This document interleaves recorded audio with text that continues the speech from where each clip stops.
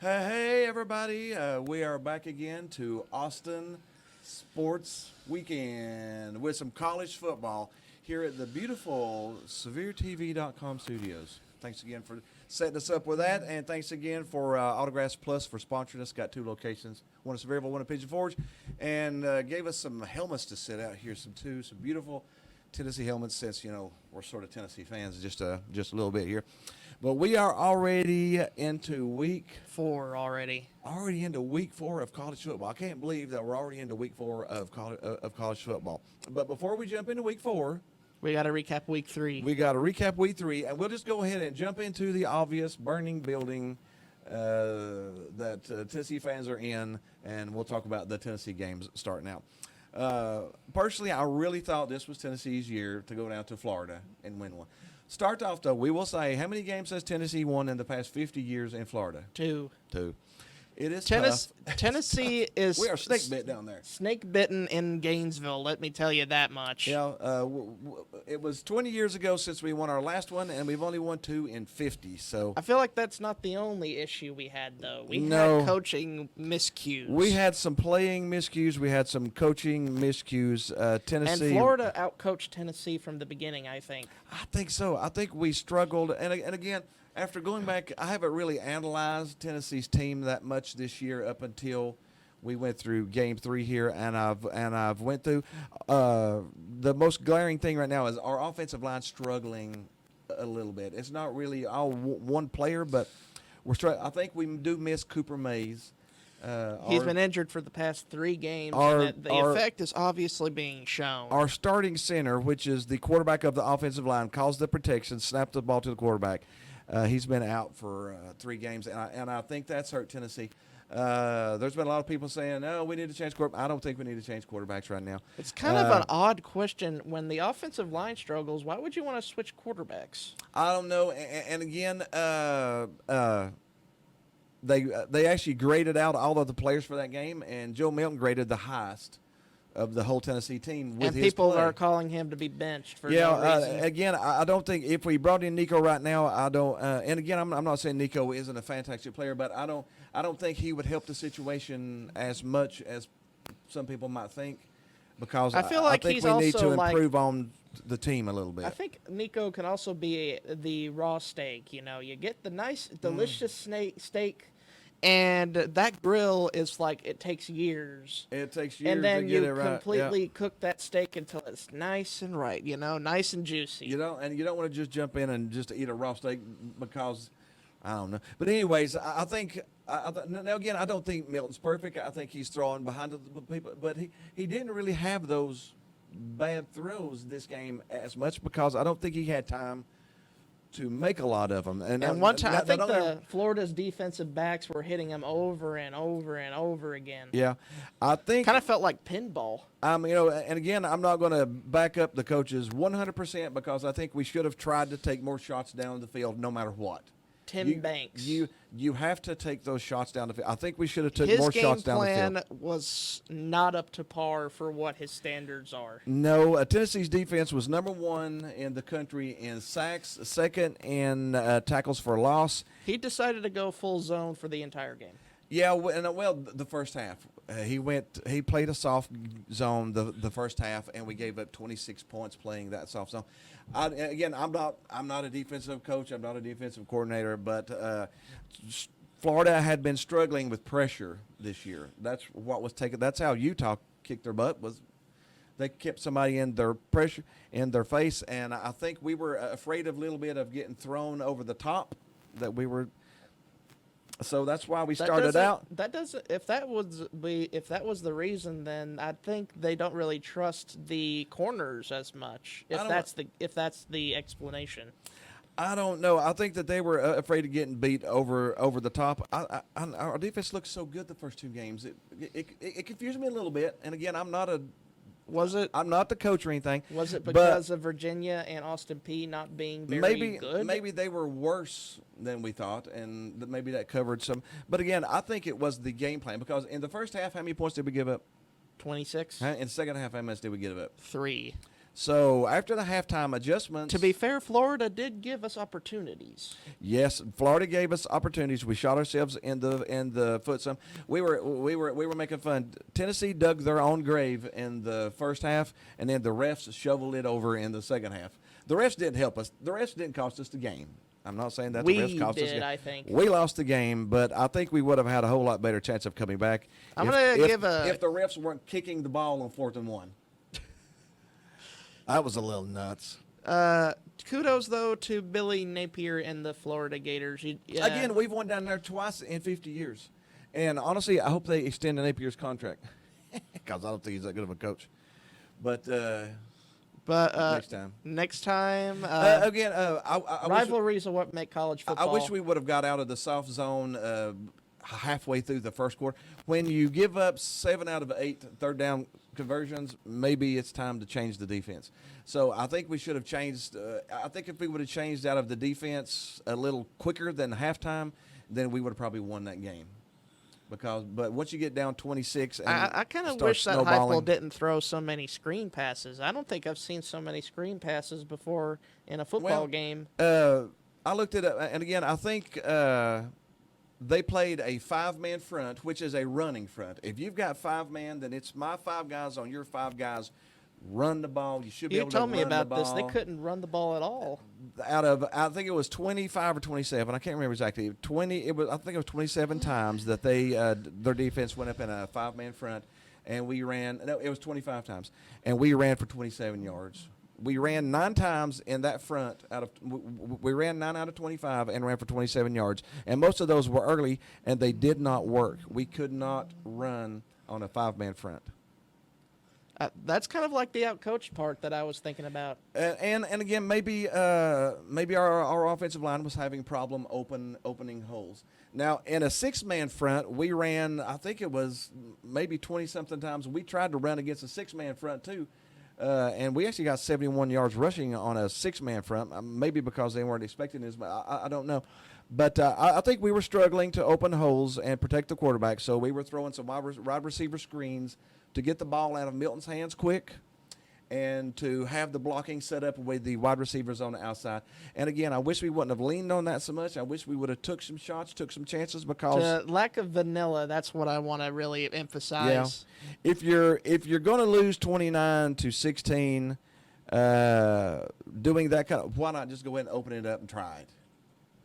I mean, you're losing, so why not go ahead? And again, I wish we would have made those adjustments offensively and defensively at some point in the game and dropped out of the zone earlier and started opening up the offense a little bit more, even some quick seams or something. Do you know what's best know. about rivalries, though? Get them next time. We'll get them next time. That's why we've only won 2 times in 50 years at Florida. I want to go back to Florida. I mean, it's the thrill of going down there, and you think, well, okay, Rivalries. the what make- rivalry is rivalry The games. Tennessee-Florida rivalry, people underrates, really. I love the Tennessee-Florida rivalry. I don't want to lose it. I mean, we just lost a game down there. I don't not want to play Florida anymore. I want to go back down there again. I wish we could go back next week and play another game down there. I mean, I really, you know what I'm saying? It's fun. But anyways, we better jump into some more football. We're gonna talk about Tennessee too much. We had Florida State, Boston College. Florida State struggled a little bit. They had an injury to their quarterback. And it kind of affected them a little bit, but Yeah. hopefully it doesn't affect Florida State too much. I don't think it will. It wasn't a super bad. But if I would have remembered, Boston College gives Gives- Florida State trouble every year. Penn State, Illinois. Penn State 30-13. Say it with me. Big Game James. Big we Game need a James. T-shirt. Yeah, we need a Big James T-shirt. They won 30-13. Not as big as I thought it would be. Honestly, I thought they would win by a little more points than that. But Penn State is staying number 7 in the top 10. We had LSU, Mississippi State. There was a lot of people worried about that one, but we had LSU picked pretty good. At 41-14, LSU's getting healthier each week. They call for the coach's head at the first of the year. And then he gets better. Now, if he loses another game that he should win, his head will be right back on the plate again. Oh, yeah. Are you talking about old Brian Kelly? Oh, Brian Kelly. We had K-State ranked to number 15, playing Missouri, and Missouri beat them straight up with The 61-yard dagger. a 61-yard NFL quality Kick. kick, which was, I believe, Right down Broadway. the longest Kick in kick the history of the conference. in the history of the SEC. How about that? That was right down Columbia. I mean, right down the gutter. Right down the gutter. And Missouri upstate K-State. So And K-State will be out of the top 50. Missouri is 3-0, and their offensive coordinator. I told Dad during the game, it's Kellen Moore's little brother, Kirby Moore. Yeah, Kirby Moore is Missouri's. Funny how things go full circle. It is funny. We had Weber State at Utah. Utah won 31-7, so that was pretty easy. Not any tough game there for them. We had Central Michigan, the Chippewas at Notre Dame. Notre Dame took care of them by 24. Warm-up game for the upcoming Warm-up big-time game. We have the game of the week we'll talk about here in just a little bit. Notre Dame's got a challenge coming up here. We had South Carolina, Georgia, and Georgia started off really slow, but they got it going in the second half. Oh, Great see, halftime adjustments. There's not been too many super-powered offenses in college football this year, has there been? I mean, Maybe last year not really. spoiled me. I mean, we had Oregon put up 81 on a team I'd never heard of before, so that was something. But I think overall, the Georgias, the Alabamas, the Ohio States, the Michigans, We'll get to Alabama. they're scoring maybe 10 points or more less than what I think they would have at the same time last year. I don't know. But South Carolina, it was a 28-point line, and I knew Georgia wasn't going to beat them by 28. We had, and here we go, Alabama at South Florida, a rare, and I mean rare, out-of-conference road game. Alabama, they played 3 in the past 30 years maybe? Do you want me to be honest? They looked terrible. That offense was substandard, low-rent garbage. I was terrible. They started the game with their second-string quarterback, and then Tyler Buckner was so bad he got benched halfway through the first. They didn't even make it through a half of football. No, and then they brought in their third-string quarterback, and he looked worse. So at least Jalen Milroe can move the ball down the field. I don't know what they do this week. If It's they got to go be better than this. They need to bring back the quarterback they started with because I mean he lost to He didn't Texas, play but he didn't play bad. He wasn't terrible.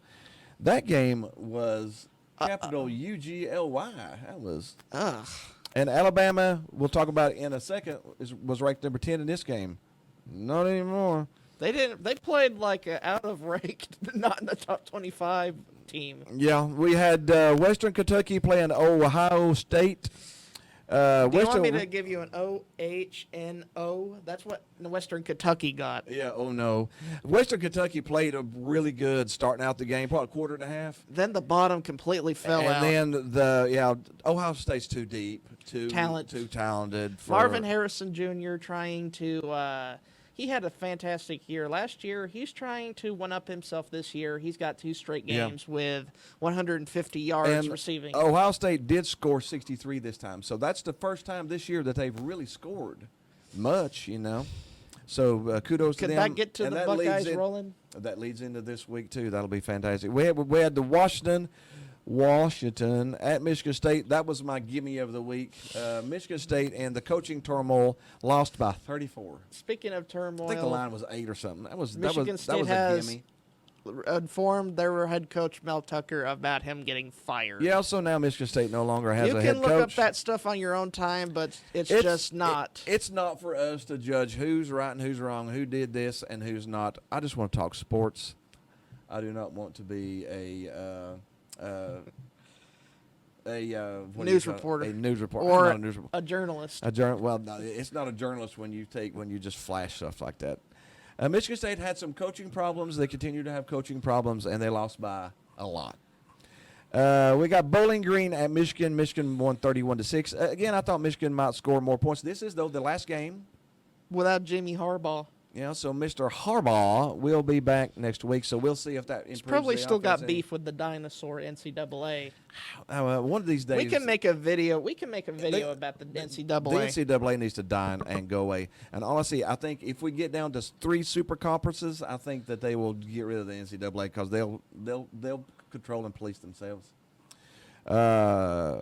We had Wyoming at Texas. Again, I thought Texas might win by more, but 31-10 is good. I mean, you win by 3 touchdowns. Texas. If there was any game that you would let down, it's that one. Yeah. Yeah. before conference play. We had Hawaii at Oregon, and 55-10. Hawaii is Man, pretty the bad. Ducks completely swamping another opponent. I I think know they we- haven't hit it to conference play, but the Ducks look like a sleeper. The Duck. Hey, we called the Ducks that should have been ranked higher than Washington at the beginning of the year. I still think that Oregon should be ranked higher than Washington. I think they should be number 8, and Washington should be down I've at got number a 13. fondness for Oregon all those years ago with Yeah. the pulling the truck thing they did. Mhm.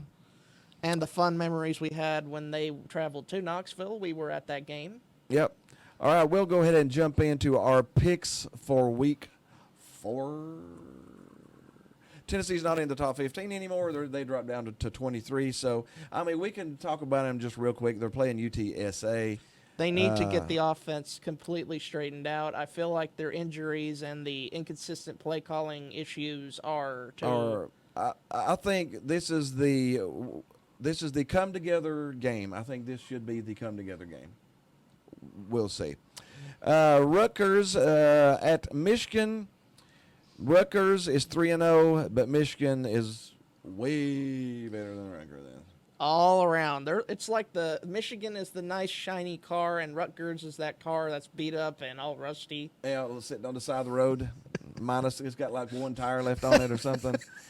Michigan is favored by 24 here. Would you take that? I don't know. Michigan has been struggling to score points. I don't know if Harbaugh coming in is going To suddenly rejuvenate. it. Honestly, I might take Rutgers plus 24 and plus 24, even though Rutgers is really not good. I struggle saying that, but if Michigan had been scoring 40 and 50 points every game this year, then I might go with them. But right now, I'm probably going to have to lean on plus 24. We got Florida State at Clemson. Oh my goodness! Yes, Florida State's only favored by 2.5 after they This struggled is against a Boston College. statement opportunity here for the Noles. Yeah, if the Noles could say, "This is our conference," with this game. No, Yep. There's nobody else going to really Plant challenge that them. spear. North Carolina's a pretty good team. Miami's a pretty good team. Duke. But Clemson has owned The conference for many years for quite a few years now. So if Florida State goes into Clemson, this is at Clemson. and takes that win, Yeah, they will plant themselves as a college football playoff favorite. Clemson will go to 2-2, and Florida State. I'm taking Florida State. You're taking the Noles? I think it's time. I think Clemson's on the downslide, and Florida Because State is on the upside. One Dabo Sweeney refuses to use the transfer portal, which He is needs to something use that the transfer portal. he's got that old school mentality. It's like, oh, screw the transfer portal. We don't need that crap. We got all enough players as we are right now. Yeah, but I think Florida State's favored by 2.5. I think that's maybe a 10-point game, to be honest. Now we have several really good matchups. So last week we didn't have a lot of top 10 matchups, top 15 matchups. This week we got a few of them. Starting out will be number 19 Colorado. They were 18 last week, struggled against Colorado State, had to go into double overtime. Their star Travis Hunter did get injured, so The this star will Trevor, affect them. he is out. They are at Oregon. And that's going to be the Pac-12. This is the last hoorah for the Pac-12, so they're looking to go out with a bang. They're looking to go out with a bang, and they've got some really good games this week in that conference. Oregon is favored by 21. Holy cow. What the heck? That's That much? 21 over Colorado. Do they think that Deion Sanders is going to get wedgied by Oregon? I don't think that's going to happen. I don't know. That's a lot of points, but think of the points Oregon's been scoring. They scored 55 last week. Week 1, they scored 81. You know, the posters, the people who make up these odds, know it way better than what we do. 21 points is a statement. If Oregon beats them by that much, I think Oregon should be in the conversation. I mean, that's a 42-21 game. If they do score 50 points on them, then we're going to have to talk about Oregon for I mean, a think about long it. Colorado's offense has been pretty potent. Yes, it has. So to beat them by 21, I mean, that's a 42-21 game. That's Colorado only scoring 21. Unless they think Colorado's going to score 30 and Oregon's going to score 50. So it's a 51-30 game? It's an 80-point game? Man. It's a possibility. That's a little scary for me, to be honest, I want because to pick Colorado plus 21. I think Deion's going to have a lot more fight in him than that. Yeah, now remember, they are down Hunter, he's a two-sided. I mean, he was playing quarterback and wide receiver, wasn't he? That was the big impact player. That's a big impact player, Shedeur and Sanders, he's out. his son, can he overcome it? He looks like a really good quarterback. Yeah, honestly, that's going to be a tough one for me. I'll let you go with Colorado plus 21 because I'm a little because I really like Oregon, and I'm afraid they might come out and score 55. We got another top 25 matchup. We got number 22 UCLA. We only talk about the top 15, so they have to be playing somebody in the top 15. Number 22 UCLA at number 11 Utah. Oh, that's Utah's first test. Utah's Will first. They have their starting quarterback back? Utah's favored by 4.5, which means this is going to be a close game because the home team gets 3 points. So they're saying it's a 1.5 game. I might pick Utah here because they have the most experience. Probably, and UCLA is still a little unproven. So yeah, we'll stick with a little Utah minus 4.5. And then the next, again, we got Buchu munches of a great game. We got Ole Miss, which has jumped up to number 15. Right at the barrier. Right at Alabama, who has dropped to 13th. You know what? It's over. It's been over 100. I think it was 128 weeks or something. I could be wrong. It might be 148, but it's been over 100 weeks since Alabama has not been in the top. It might have been 248. I'm trying to remember. It's crazy how long it's been. But Alabama is not in the top 10. I'm picking Ole Miss to win. Alabama's favored by 7. I'm picking Ole Miss. How to can win. Alabama be favored by 7? After that performance, They struggled to score 7. How can they be favored? Is it going to be 7-0? Are they going to whiff on Ole Miss? do they not realize who's on the other sideline for Ole Miss? The only thing that might make a play in this is Saban playing Kiffin. I don't know how good of a relationship they had when Kiffin used to be his rat poison favorite. Oh, see, yeah, so I don't know. So honestly, I'm going to pick Ole Miss too. I've got Ole Miss. I've got Ole Miss plus 7 on this. Honestly, I'm picking them to win straight up. Yeah, I think they will win the game, and Alabama drops out of the top 20. hold your breath, folks. Hold your breath, yeah.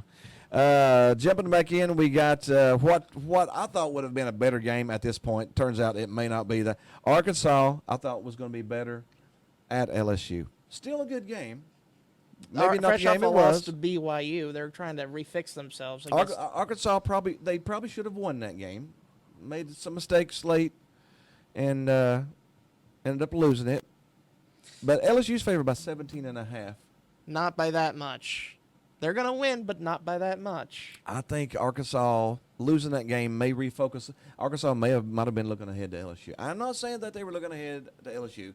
I'm saying maybe they were looking ahead to LSU and didn't put everything into BYU. So, yeah, the loss might refocus them. Might take a little Arkansas plus 7, but I'm still picking LSU to win by, I would say, 12 to 14 points.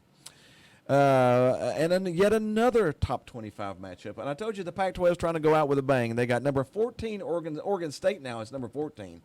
Oregon and Oregon State are both inside the top 15. Oregon State number 14 at number 21 Washington State. Both teams are 3-0. And do you want to pick the Beavers or the Cougars? I'll pick the Beavers. You want to pick the Beavers? Oregon State seems to be doing fairly well this year. Again, I'm not in depth with their team. Clemson's former quarterback, DJ Uiagalelei, who is 3-0 right now as Oregon State as Oregon State starter. Oregon State's favored by 3. I'll pick Oregon State to win by that. Yeah, I'm laughing because I realize the irony. We got UAB Blazers, which they're struggling this year. I'm a UAB Blazer fan. I just love the dragon. I mean, how many teams have a dragon? I mean, look, that logo is amazing. It is. I love it. But they're unfortunately for them, they're at Georgia, and UAB's 1-2 and struggling right now. And I hope they bring back that awesome turnover chain with the dragon skull and the chains. Georgia's favored by 42, though. They didn't score 40. They barely scored 40 against Ball State. I don't think they're going to reach that. they've scored 48 against UT Martin, 45 against Ball State, and 24 against Georgia. They won by 41 and 42 against the two other lesser teams, but I'm going to go UAB plus 42. Georgia's just struggling to score. Now again, UAB is really bad. They may beat them 55-0. But Georgia's been struggling to score, and Georgia may be. I don't know if Georgia may be looking ahead a little bit. This is a lesser team because Georgia goes to Auburn next week. Oh, that one's a rival. So that's a yearly rival game for them. So I'm just gonna lean on UAB and maybe Georgia looking ahead a little bit to not beat them by 42. We got Texas at Baylor. Baylor's in a heap-o struggle this year. Texas is favored by 15. I say they win by 15 at Baylor. Yeah, Texas should get this game in their back pocket. And we've got two more top 25 matchups. Believe it or not, we still got two more in this. We got what should be the game of the week. Number 6, Ohio State at number 9, Notre Dame. Notre Dame. This is a big game. This is a huge game. This is a playoff-changing Defining. game. This is the last year that we have the 14 playoff. So it's last come, last serve. This game means more than what it will next year. Next year, this game may not be enough. Next year, one of these teams could lose and probably still make the 12-team playoff. It's 12 next year. Am I correct on 12? That's accurate. Okay, so we have a 12-team playoff next year. So I said this could be somebody could Notre Dame could lose a squeaker and still be top 12 at the end of the year and still make the playoffs. Whoever loses this game this year is on the outside looking in. Maybe I would say there's a 90% chance they're outside looking in. Where next year there's a 90% chance you could be on the inside still. So this game this year is huge. Ohio State's at Notre Dame favored by 3. What do you think? I might take Ohio State plus the 3. Ohio State is the better team, and Notre Dame's in the past has struggled to against win big opponents. against big opponents. So it wouldn't surprise me. Notre Dame is. I got a different feeling about Notre Dame this year. They look a little better, but you have to go with past history. You got to go with Ohio State winning this one until Notre Dame knocks them down.